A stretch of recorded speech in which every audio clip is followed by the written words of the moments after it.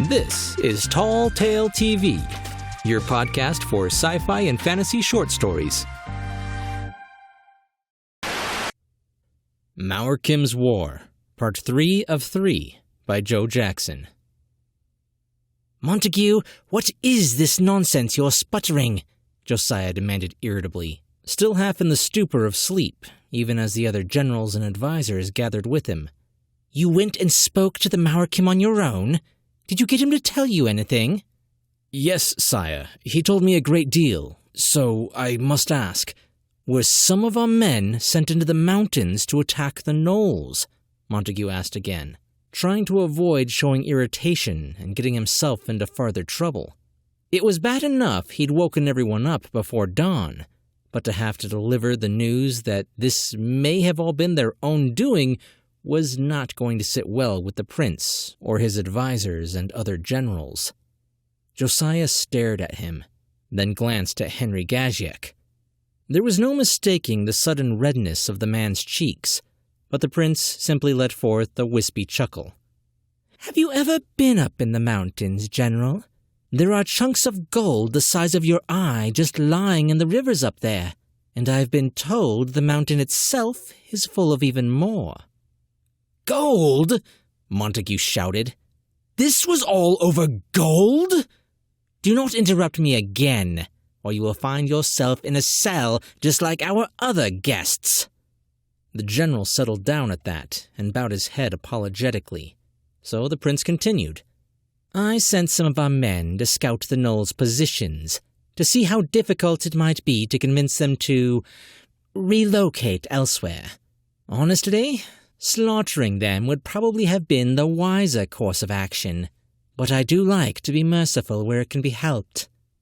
It took a great deal of effort not to snort at that, and Montague hid the disdain in his eyes with another submissive bow of the head. I suspect the men you sent went too far for the time being, though, Your Highness. If what the Maurkim has said is true, our men killed his wife and child. That's what precipitated all this. Josiah nodded, as though the weight of it was finally starting to sink in. Well, if we want to take their mountains from them, I suppose this was inevitable. Montague hesitated. For a moment, it all seemed so clear.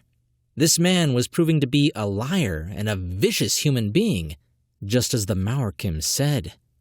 All of Josiah's victories, both on the battlefield and the streets of Kashmir's cities, suddenly dimmed a bit. All of his work set to uniting his father's kingdom in the wake of the king's unexpected heart failure was suddenly under threat by the same man who'd accomplished it. For Josiah to displace or slaughter a people, even an admittedly savage and somewhat stupid people such as the gnolls, over gold, was unacceptable.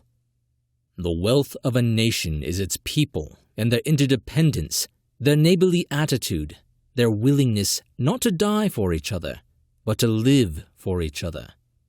The words of Montague's grandfather rang in his mind and his soul. The decision warred within him. Did he tell the prince of what he'd figured out, or what was to come? Or did he stay silent and let destruction come to the royal line, that the nation might retain its righteousness and start anew in the wake of the coming war? Your Highness, I believe we should go speak with the Maurkim again, right away. We are still running out of time, he offered, a compromise between the warring factions in his soul. I believe I can now convince him to tell us what is coming. That would be quite something, the prince said with a smirk, before he turned a look of contempt toward his advisers. Considering those who can speak the language of the savages can't even tell me what his silly title means. I think I know what it means now, sire, but let him be the one to say so. Josiah turned a cool gaze his way, but then gestured for Montague to lead. Let us go and see him again, then. Guard, have the creature strapped to the Inquisitor's square by the time I reach the dungeon. Right away, Your Highness, he said, rushing from the room like a man afraid he might end up strapped to it himself if he took too long. Not only was the Maurkim strapped to the Inquisitor's square when they arrived, but Wendra was chained to the outer wall of the room as well, and the prince's Inquisitor was heating up several blades and prods in a glowing brazier. "Sire, not a word, Montague. You promised me answers. Now either deliver them, or we will all be watching this gnoll writhe in agony," the prince said. "Don't hurt him," Wendra called. "Woman, shut your mouth, or you too will suffer every injury we visit upon your flea-ridden lover. You had numerous opportunities to end this conflict every night when this creature went to sleep in your presence. Not only did you let him live, you gave him comfort and aided him in his invasion. You are just as guilty as he is. Montague, proceed." The Maurkim looked at Montague and gave the barest of nods. The general fought with his desire to let the gnoll's plan play out and enjoy the satisfaction of watching the prince's line fall. But that would be treasonous.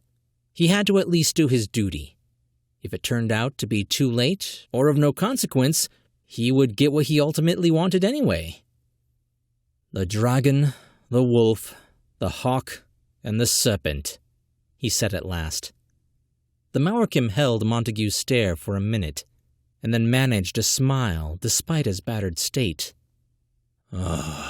One among you has figured it out at last," he said.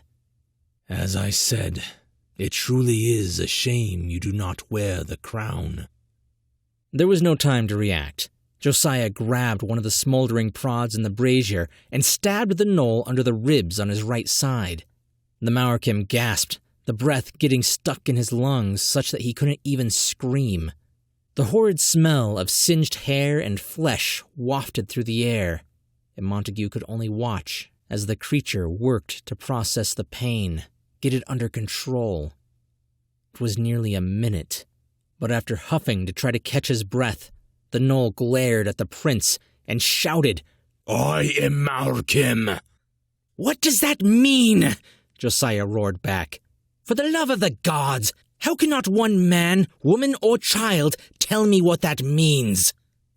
"Ask him," the gnoll said, jerking his head toward Montague, and then wincing as his right side erupted in pain again. "General, explain, immediately."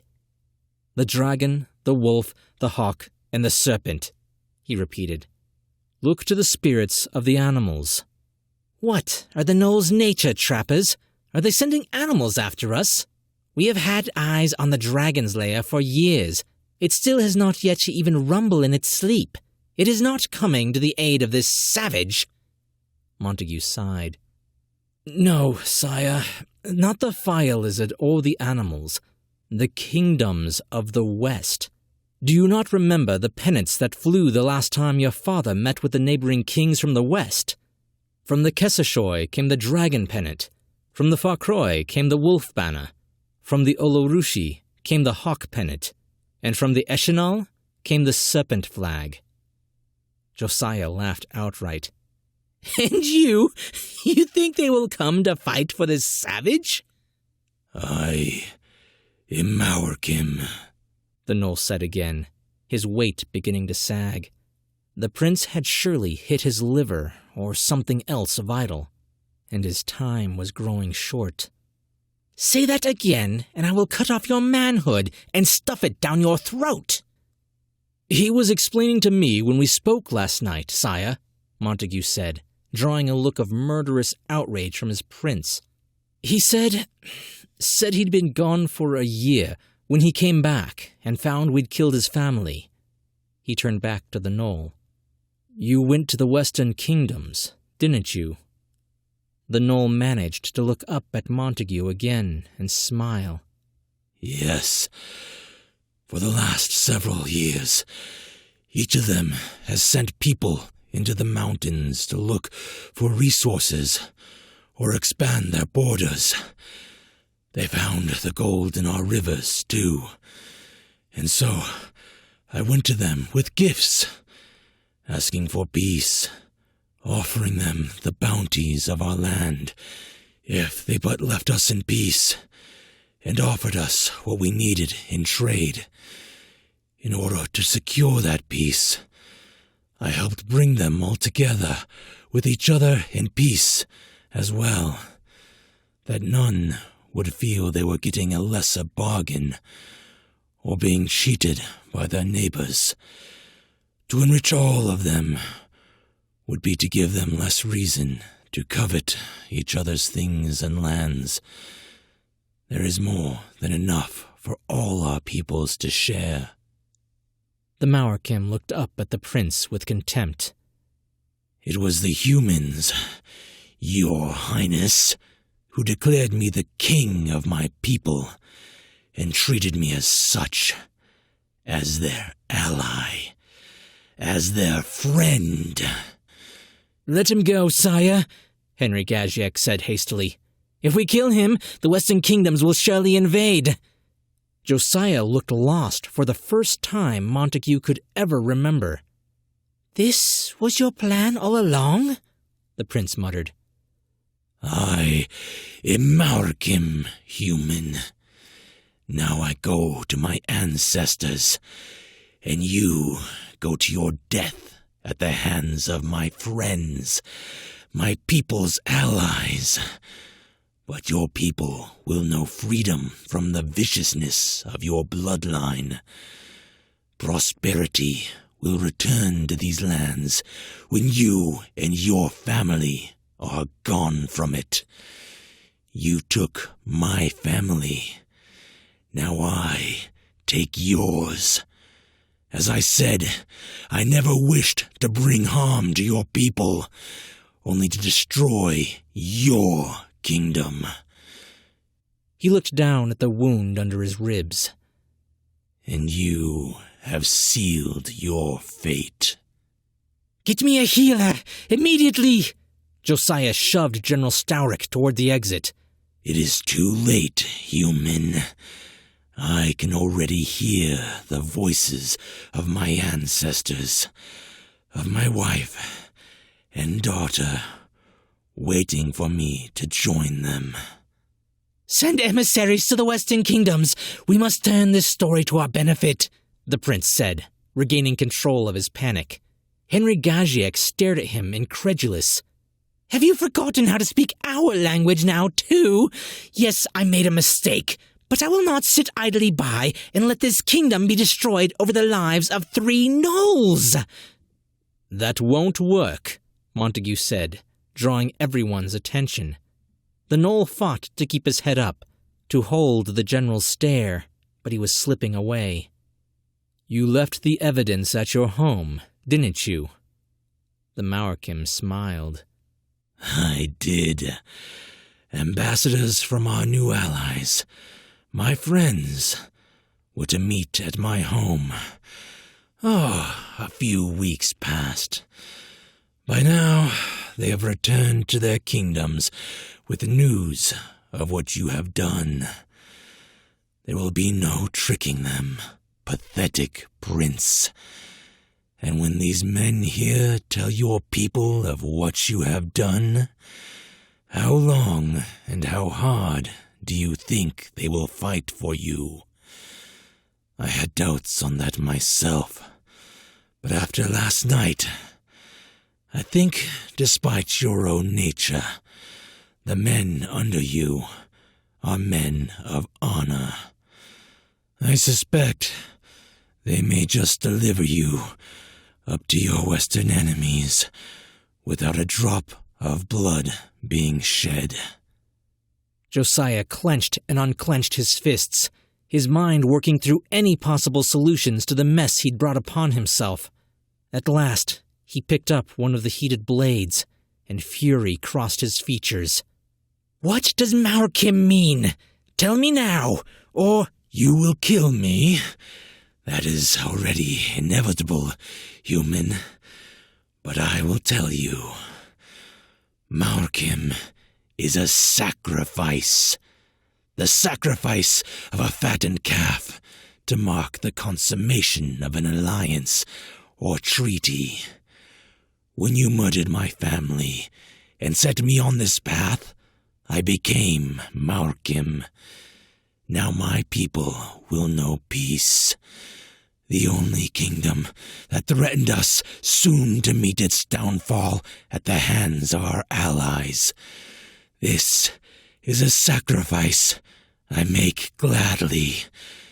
To protect my people, to go to the family you took from me, and to guide my people from beyond as an ancestor spirit.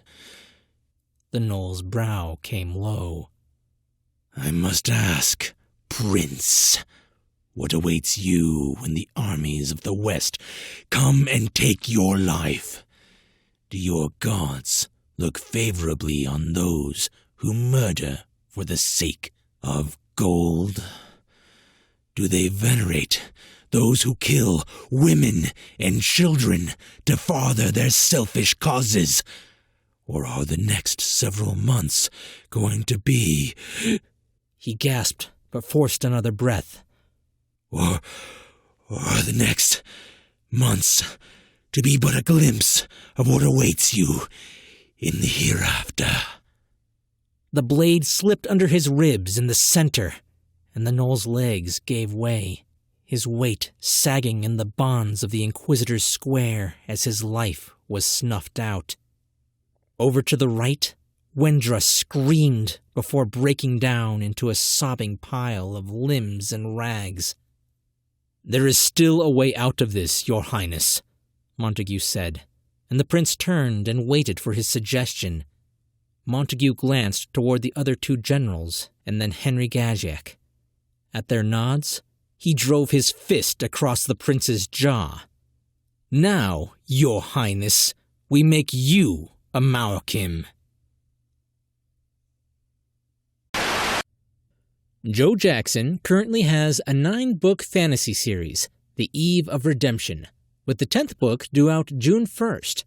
Maurkim's War appears in the published anthology Beyond the Shadows, Volume 1, a grimdark anthology. Be sure to find him on Amazon or connect with him on Facebook. Links in the show notes. Oh my gosh, I hope you guys enjoyed that story as much as I did. I really got a huge kick out of this one. I don't know why, but just the idea of the gnoll being the good guy in all this, and the twist at the end, it just really got me. I loved this story.